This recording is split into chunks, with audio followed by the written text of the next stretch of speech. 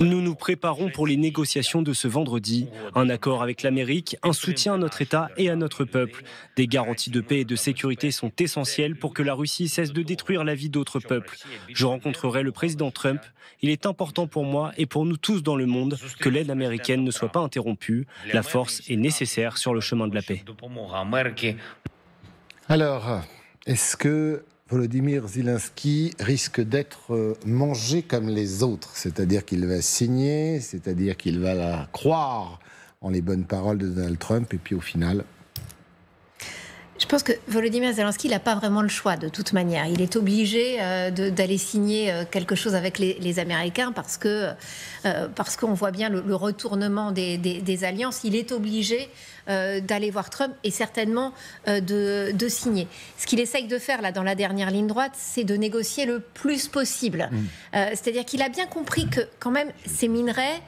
C'était une carte dans la main des Ukrainiens. C'est lui le premier qui en parle d'ailleurs à Donald Trump. Sur les conseils d'ailleurs de républicains favorables à l'Ukraine qui lui disent si vous voulez convaincre Trump, il faut parler le langage de Trump. Donc appâtez-le en gros avec cette affaire de minerais.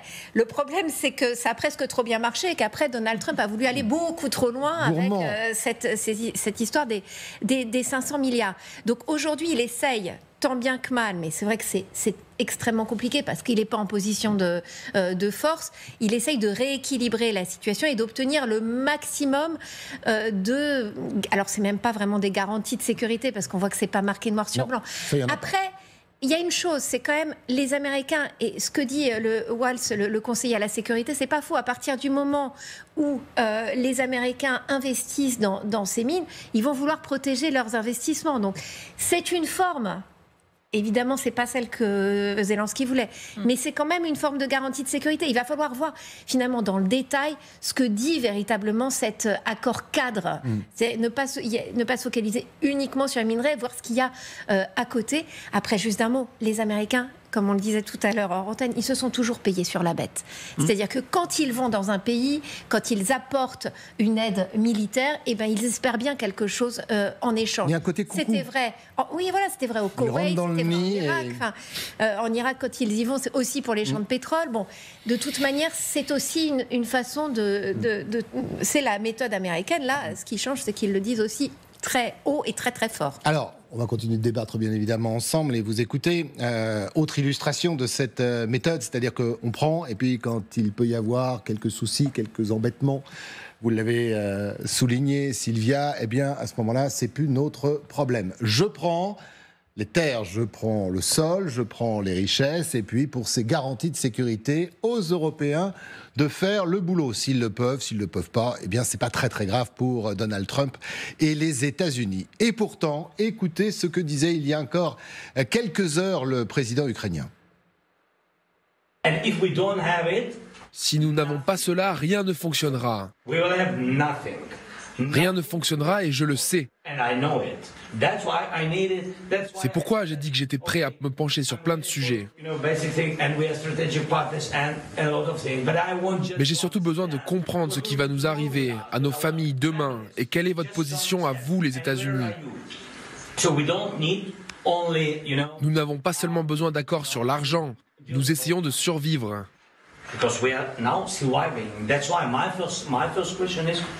Et c'est pourquoi ma première question est, l'Amérique arrêtera-t-elle son aide militaire ? Est-ce que vous voulez entendre la réponse de Donald Trump parce qu'il est sur tous les fronts? Il a répondu à Volodymyr Zelensky. Je vous rappelle quand même que les deux hommes ont rendez-vous pour un moment d'histoire importante dans l'aide de l'Ukraine et ce sera demain à la Maison-Blanche. Et écoutons Donald Trump. Mr. President, on Ukraine, can you talk a little bit about what type of security guarantees you're willing to make? Eh bien, je ne vais pas donner au-delà de ces garanties de sécurité. Nous allons demander à l'Europe de le faire, parce que l'Europe est leur voisin immédiat. Mais nous allons nous assurer que tout se passe bien. Eh bien voilà, cher Volodymyr Zelensky, ne compte pas sur moi. Est-ce que j'ai bien traduit le Donald Trump et la position américaine? Voilà, la position américaine, c'est pas exactement ça, mais disons que c'est que ce soit dans l'accord ou dans ces fameuses garanties de sécurité que demandent les Ukrainiens, les Américains font en sorte que les engagements soient plus forts du côté de la partie d'en face que du leur. C'est-à-dire que, grosso modo, ils veulent bien fournir de l'aide, de l'assistance, des choses comme ça, mais il ne faut pas que ça leur coûte. Il ne faut pas que ça représente un effort. Donc, clairement, il n'y aura pas de soldats américains en Ukraine. Les Européens, bon, aujourd'hui, de toute façon, si c'est dans le cadre... ça a été exclu que ce soit dans le cadre de l'OTAN par Peter Hegseth. La position américaine n'a pas l'air d'avoir foncièrement changé. Non. Donc, bon... Oui, c'est les garanties de sécurité. Voyez avec vos voisins. Je propose qu'on fasse un deal sur le minerai et puis ensuite, probablement que les entreprises américaines récupèrent le bénéfice qu'il y aura avec. Non, mais c'est incroyable. Donc ça veut dire que cette volonté, on a écouté le président Zelensky. En fait, les États-Unis sont un partenaire. On peut trouver d'autres mots, mais plus un allié. À nous, peut-être, si on a les moyens, on pourra en reparler si vous le voulez, d'assurer la sécurité de l'Ukraine. C'est pas gagné quand même. Biden disait déjà no foot on the ground. Il y a un sujet. Alors il y a toujours pareil la tonitruance de Trump, la façon de faire, la façon de dire les choses, la forme.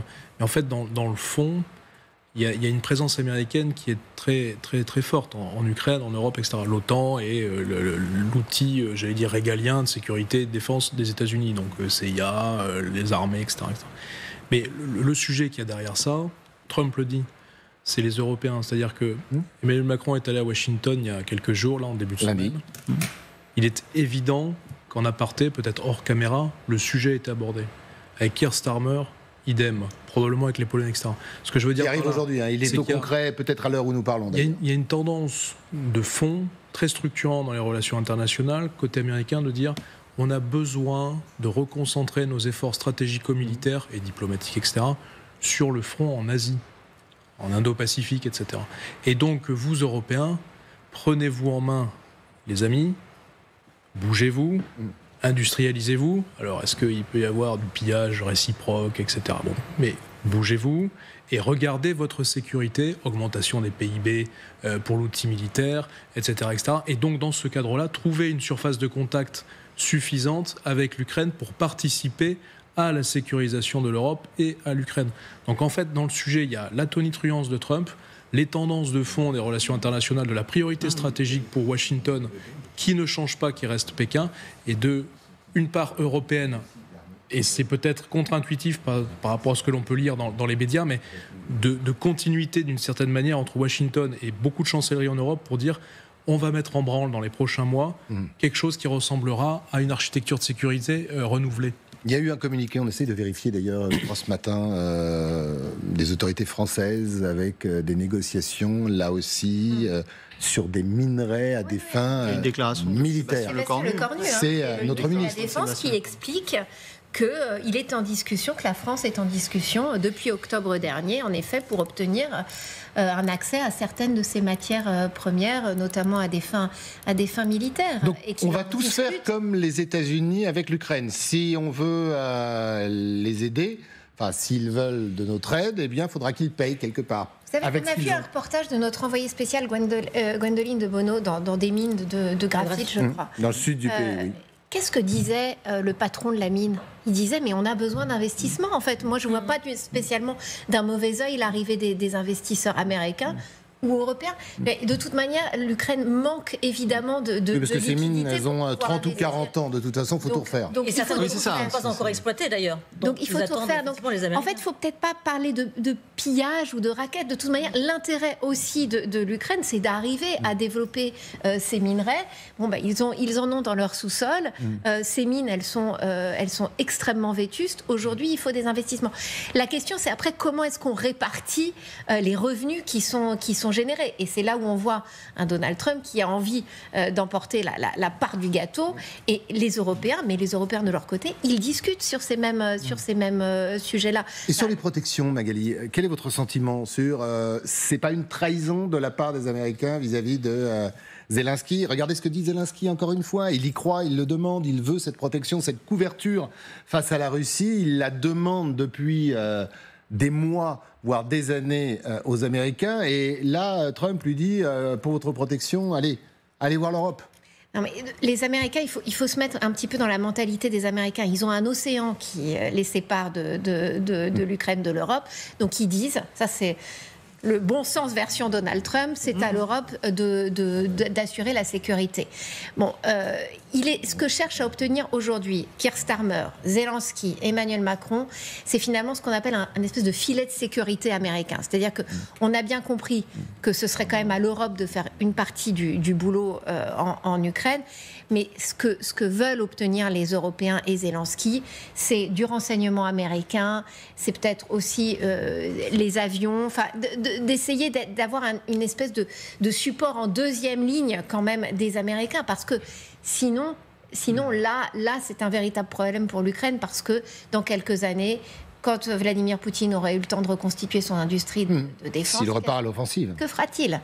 Est-ce qu'on a les moyens, d'ailleurs, d'assurer la sécurité ? On a peiné, et on peine toujours depuis 3 ans, Benoît, à fournir des armes. Alors, elle ne sera peut-être pas totalement armée, cette sécurité, mais face à la Russie, enfin voilà, faut des choses qui font peur. Il y a un paramètre... alors, il y a plusieurs choses.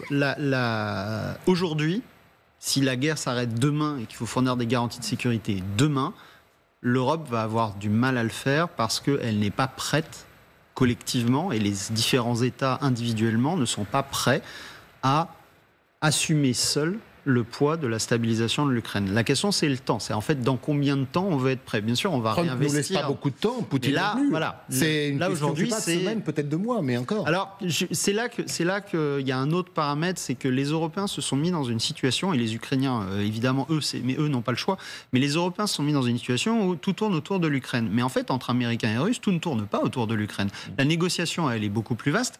Et d'ailleurs, ce qui semble, enfin moi, mon sentiment, mais c'est que les Américains veulent commencer par l'Ukraine, faire un cessez-le-feu et puis traiter les autres sujets. Et les Russes leur disent non, en fait, on va commencer par parler de tout le reste et puis après, on arrêtera notre guerre en Ukraine. Et donc, c'est cette opposition-là qui se joue. C'est ça qui peut peut-être faire échouer les négociations entre Américains et Russes.